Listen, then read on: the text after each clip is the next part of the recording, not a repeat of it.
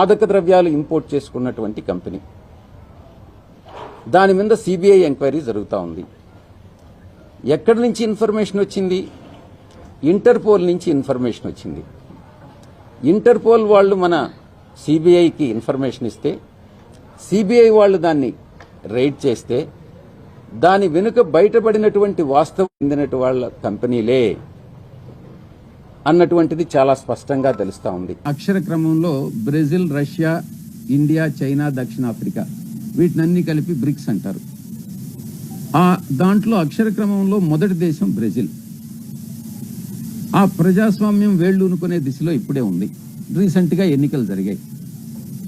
నాకున్న అలవాటు ఏందనంటే, ఒక పార్లమెంటరీ పార్టీ నాయకుడిగా 31 పార్లమెంటు సభ్యులు ఉన్నటువంటి నాయకుడిగా ఏ దేశంలో ఎక్కడ ఎన్నికలు జరిగినా ఎవరు అధికారంలోకి వచ్చినా వాళ్ళని అభినందించడం అన్నటువంటిది ఒక సాంప్రదాయం, ఒక మంచి సాంప్రదాయం. దాని ప్రకారం మామూలుగా ట్వీట్ పెడతాం. దాన్ని కూడా బ్రెజిల్ అధ్యక్షుడికి ట్వీట్ పెట్టాను కాబట్టి ఈ మాదక ద్రవ్యాలతో సంబంధం ఉందన్నటువంటిది చంద్రబాబు నాయుడు చేసేటటువంటి ఆరోపణ చంద్రబాబు నాయుడు దిగజారుడుతనానికి నిదర్శనం.